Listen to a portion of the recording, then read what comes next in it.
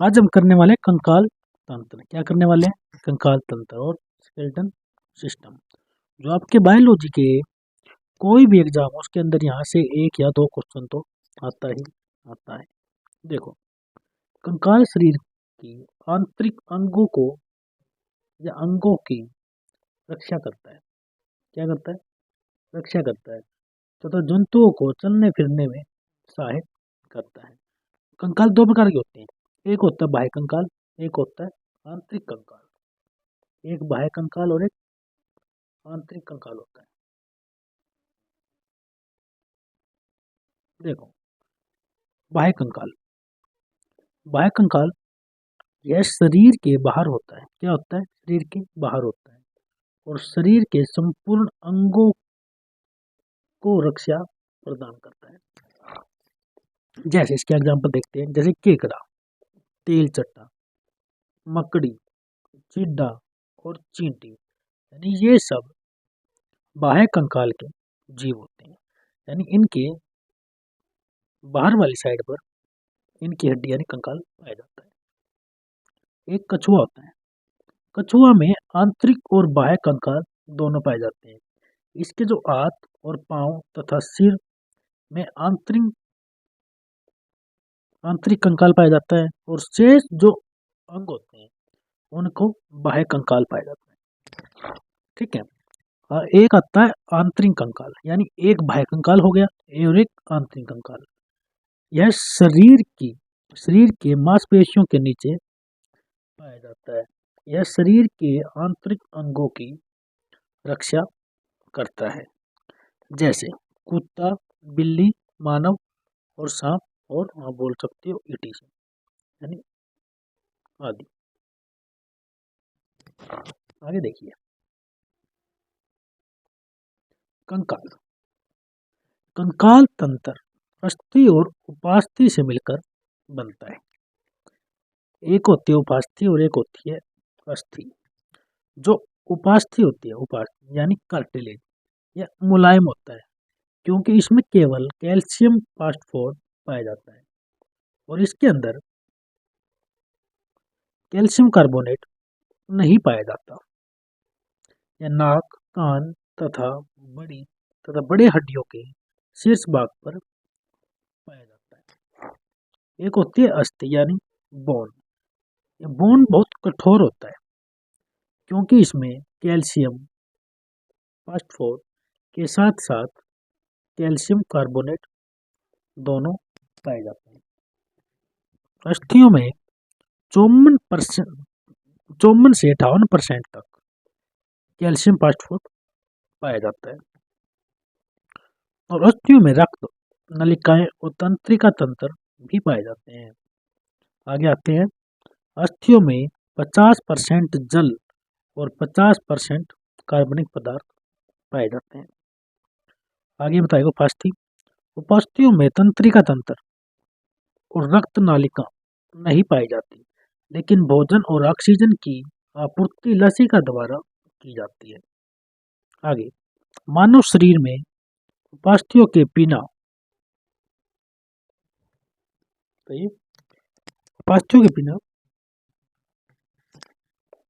नाक की हड्डी, श्वास नली के बीच में एवं हड्डियों के संधि स्थल पर पाए जाते हैं। संधि स्थल पर पाए जाते हैं। अस्थियों में ओसिन प्रोटीन पाया जाता है, जबकि उपास्थियों में कांड्रीन प्रोटीन पाया जाता है। और 30 वर्ष की अवस्था में हड्डियों का घनत्व अधिक होता है। आगे चलते हैं, जन्म के समय हड्डियों की संख्या होती है 270 से लेकर 310 तक और जन्म के समय औसत हड्डियां 300 कितनी होती है? 300 होती है। आगे मूव करते हैं। देखो, बाल अवस्था में हड्डियों की संख्या 208 होती है। वयस्क मानव के शरीर में हड्डियों की संख्या 206 होती है। मानव शरीर की समस्त अस्थियों को दो भागों में बांटते हैं। एक होता है अपेंडिकुलर, एक होता है एवियर। यानी अनुबंधीय, उपांगी और अक्षीय। पहले हम करेंगे अनुबंधीय उपांगी, यानी जो अपेंडिकुलर होती है। यह शरीर को सीधा रखने तथा गति प्रदान करने में सहायक है। और इनकी कुल संख्या होती है 126। कितनी होती है? 126 इनकी कुल संख्या होती है।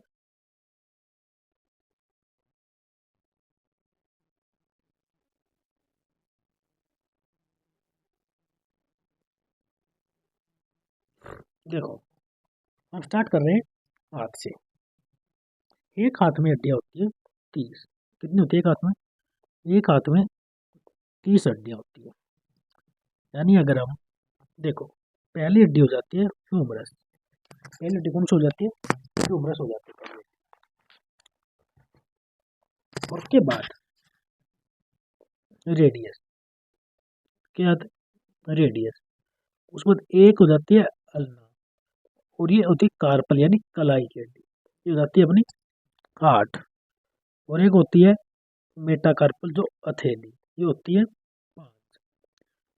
और आगे आती है फ्लैंजेस, यानी उंगली की, ये हो जाती है 14। ये कुल मिला के कितनी होती है? 2 और 8 10। ठीक है, 10 और 5 15 और 1 16। 16 और 14 30। कितनी हो जाती है? 30। और ये दो हाथों की अगर मिला के हम बात करें तो ये हो जाती है 60। कितनी हो जाती है? 60। आगे चलते हैं, आगे करते हैं पैर की उंगली। पैर में कितनी उंगली होती है? देखो, एक आती है हमारी फिया। अब फिया बोल सकते हो, आप फीमर बोल सकते हो। फीमर होती है एक, पटेला होती है एक, और टीबिया भी एक होती है, और फिबुला एक, और टार्सल यानी टकना वो होती है 7। और एक इसके अंदर आती है मेटाटार्सल। कौन सी आती है? मेटाटार्सल। मेटाटार्सल होती है इसके अंदर 5, और फ्रिंजिस 14। ठीक है, यानी फीमर एक, पटेला एक, टीबिया एक, फिबुला एक, टार्सल 7, और मेटाटार्सल 5, और फ्रिंजिस 14। यानी कुल मिला के कितनी हुई है? 14, 15, एक 16, एक 17, एक 18। 18 और 5 23। 23 और 7 30। ये कितनी हो जाती है? 30। 30 गुणा 2 करेंगे हम तो ये हमारी हो जाएगी 60। यानी 60 और 60 कितनी हुई हमारी? कुल मिला के 120। बची कितनी? 6 हड्डी बची। 6 हड्डी और कवर कर लेते हैं। देखो, आगे आती है पेल्विक, यानी श्रेणी मंजला। ये हड्डी होती है पैरों को जोड़ने वाली। कौन सी होती है? पैरों को जोड़ने वाली हड्डी होती है 2। आगे आती है कैल्विक। कैल्विक होती है हंसली। ये हड्डी, वैसे कैल्विक हड्डी सबसे कमजोर हड्डी भी होती है। क्या होती है? सबसे सबसे कमजोर हड्डी होती है कैल्विक, जो 2 इनकी संख्या होती है। आगे आती है स्कैपुला, यानी अंश मेखना, जहां हाथ को जोड़ती है। क्या जोड़ती है? जहां हाथ को जोड़ती है, जिसे हम कंधे बोल सकते हैं। आगे हमारी हड्डी आती है एक्सिल। कितनी आती है? एक्सिल, यानी अक्षीय। देखो, ये शरीर के बीचों बीच पाई जाती है। यह शरीर के अंदर कोमल अंगों की रक्षा करती है। इनकी कुल संख्या होती है 80। कितनी होती है? 80 होती है इनकी कुल संख्या। देखो, पहले हम देखते हैं रीढ़ की हड्डी, यानी मेरुदंड। ये होती है बच्चों 26, और बचपन में ये हमारी होती है 33, प्रारंभ में 33। अगर रिब्स की बात करें, रिब्स होती है 12 जोड़ी, यानी 24। अगर हम स्टर्नम की बात करें, जो जो रिब्स होती है उसके निचले साइड में एक हड्डी होती है जो आपस में रिब्स को जोड़ती है, वो होती है हमारी एक हड्डी। कौन सी होती है? रिब्स की होती है एक हड्डी।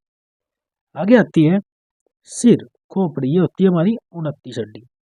अगर हम चेहरे की बात करें, चेहरे में हमारी हड्डी होती है 4। और कान की बात करें, कान में हमारी हड्डी होती है है। अगर हम हेड की बात करें, हेड में हड्डी होती है एक।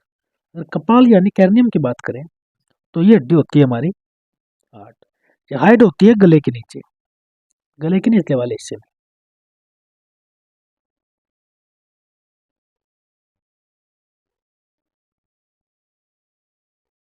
आगे देखिए,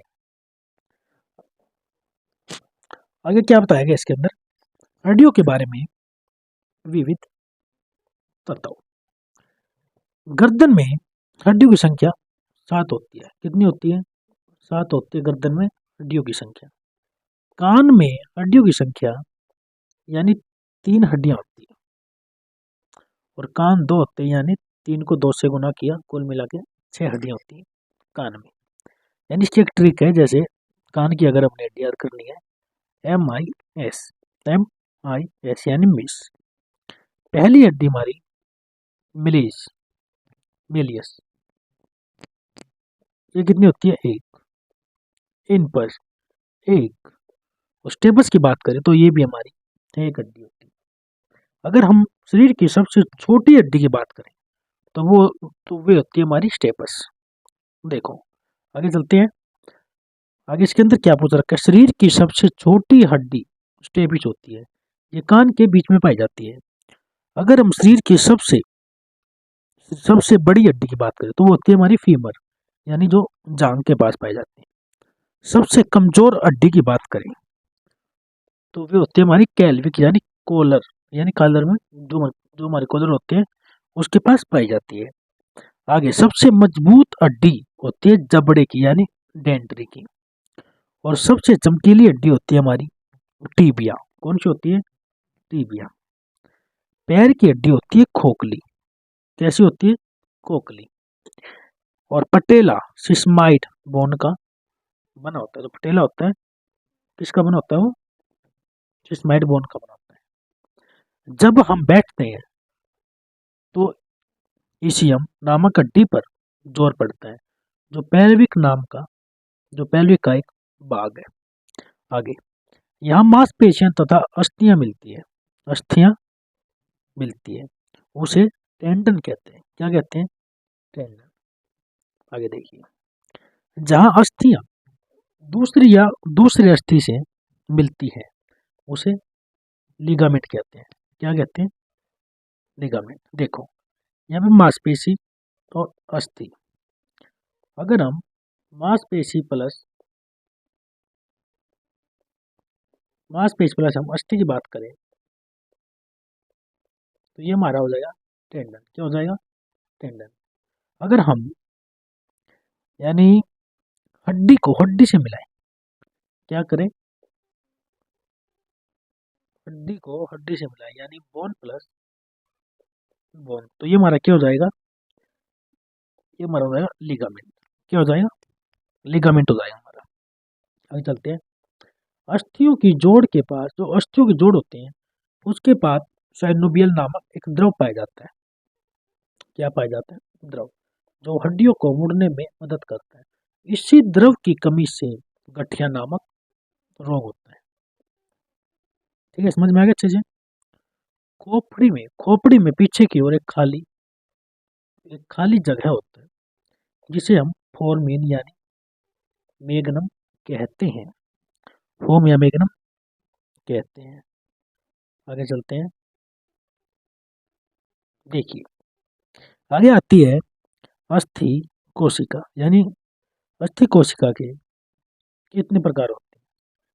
ये होते हैं 3 प्रकार के।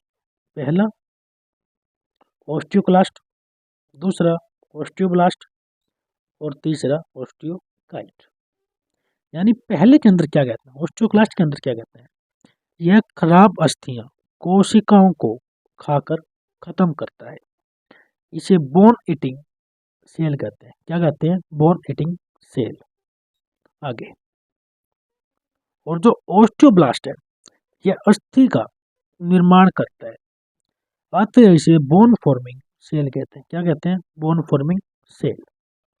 आगे ओस्टोकाइट, यह है अस्थियों को परिवक्त बनाता है, अतः इसे मैच्योर सेल कहते हैं। क्या कहते हैं? मैच्योर सेल इसे कहते हैं। आगे हमारी अस्थि मज्जा क्या होती है? अस्थि मज्जा, जहाँ पे आरबीसी का निर्माण क्या होता है? बोन मैरो के अंदर होता है। अस्थियों के बीच में जालीनुमा आकृति को अस्थि मज्जा कहते हैं। अस्थि मज्जा में आरबीसी का निर्माण होता है। क्या होता है? आरबीसी का निर्माण होता है, या बोल सकते हो इसके अंदर ब्लड का निर्माण होता है। आगे आता है संधि। संधि यानी ज्वाइंट, कंकाल का वह स्थान जहाँ अस्थियां मिलकर हिलडुल सकती है, जहाँ अस्थियां मिलकर हिलडुल सकती है, वह संधि कहलाती है। क्या कहलाती है? संधि।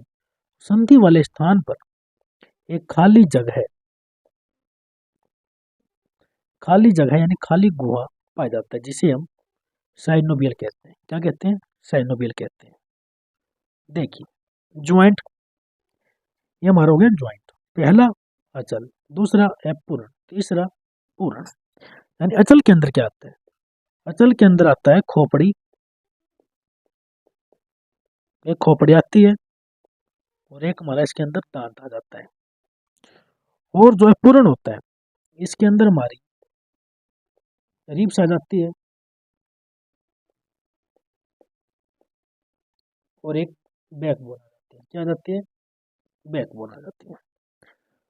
अगर हम पूर्ण की बात करें, इसके अंदर कंदक, कंदक कल्की और कब्जा और खूटी और ग्लेडिंग, ग्लेडिंग बोलते हैं जो फिसलता है, यानी कलाई के अंदर आ जाता है। अगर हम सैडल की बात करें तो हमारा अंगूठा, क्या? अंगूठा यानी थंब।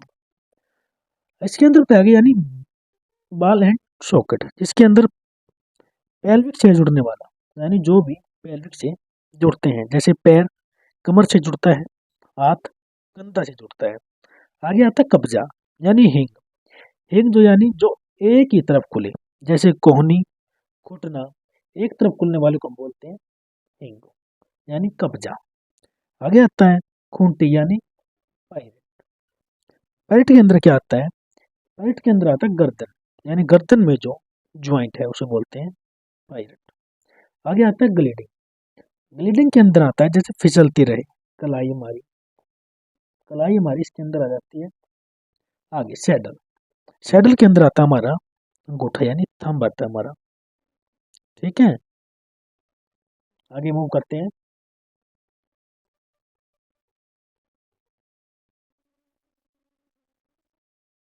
देखो, आगे हमारी यो अचल संधि, पूर्ण संधि और पूर्ण संधि। अचल संधि, अपूर्ण संधि और पूर्ण संधि। इसके अंदर क्या बताया गया है? देखिए, यानी इस संधि को फिक्स रेशेदार संधि भी कहते हैं। क्या कहते हैं? फिक्स रेशेदार संधि भी कहते हैं। यह थोड़ा भी गति नहीं करता, यानी खोपड़ी हमारी नहीं हिलती और ना ही हमारे दांत हिलते हैं। आगे आता है पूर्ण संधि।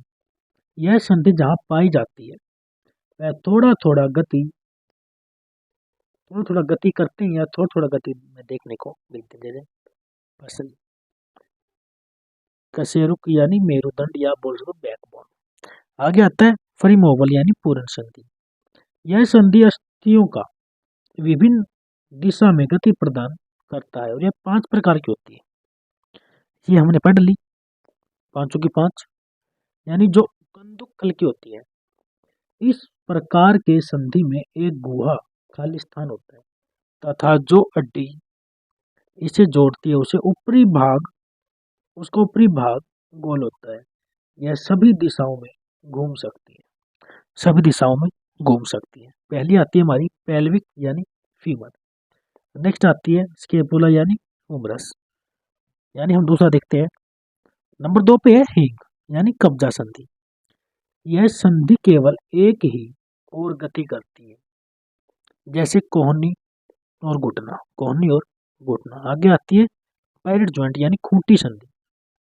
इसका आकार खूंटी के समान होता है, यह एक दूसरे के ऊपर रखी हुई होती है, जैसे कशेरुक दंड के ऊपरी भाग यानी एटलस का निचला भाग, एटलस का निचला भाग। आगे देखते हैं ग्लेडिंग। ग्लेडिंग के अंदर क्या बताया गया? यह एक दूसरे पर फिसलती है, एक दूसरे पर फिसलती है और थोड़ी गति प्रदान करती है, जैसे कार्पल या टार्सल। आगे आता है सैडल जॉइंट। यह बाल एंड सॉकेट जॉइंट के ही समान है, किंतु यह एक निश्चित सीमा के अंदर ही सभी दिशा में गति प्रदान करती है, जैसे अंगूठा यानी थंब। आगे देखते हैं बनावट के अनुसार हड्डियों का प्रकार। हड्डियों का प्रकार, बनावट के अनुसार हड्डियों के 5 प्रकार होते हैं। कितने प्रकार होते हैं? हड्डियों के 5 प्रकार होते हैं। देख लेते कौन कौन से प्रकार होते हैं 5। देखिए 5 प्रकार कौन कौन से होते हैं। पहला होता है flat bone, long bone, short bone या इरेगुलर बोन या सिस्मॉइड बोन। यानी फ्लैट बोन के थ्रू क्या कहता है, पहली फ्लैट बोन होती है चपटी हड्डी। यह हड्डी शरीर के आंतरिक अंगों की रक्षा करता है, जैसे रिब्स, स्टूल यानी खोपड़ी, स्केपुला, स्टेनम। यानी ये रिब्स की एक हड्डी है जो दोनों रिब्स को पॉइंटों में यहाँ पे जोड़ने का कार्य करती है। यानी हमारी 24 होती है रिब्स की बोन, तो उनको जोड़ने में उन हड्डियों को जोड़ने का कार्य करती है। आगे आती है लॉन्ग बोन, सबसे लंबी हड्डी। यह शरीर का भार रोकती है, जैसे पैर हमारे शरीर का भार रोकती है और हाथ भी हमारा रोकती है। आगे आती है शॉर्ट बोन, यह होती है छोटी हड्डी। क्या होती है? छोटी हड्डी होती है। यह आकार में छोटे होते हैं तथा स्थायित्व प्रदान करते हैं, जैसे टार्सल, कार्पल, टार्सल, कार्पल। आगे देखिए अनियमित हड्डी, इसका आकार अलग अलग रहता है, जैसे कशेरुकदंड को की यानी रीढ़ की हड्डी का भी हड्डियां होती है। इसका आकार अलग अलग होता रहता है, जैसे कशेरुकदंड की भी हड्डियां हैं। यह हल्का गति प्रदान करती है। आगे आता है सिस्मोइड बोन, यह कार्टिलेज का ही कठोर रूप होता है, जैसे पटेला। पटेल को हम क्या बोलते हैं? घुटना बोल सकते हो। क्या बोलते हैं? घुटना।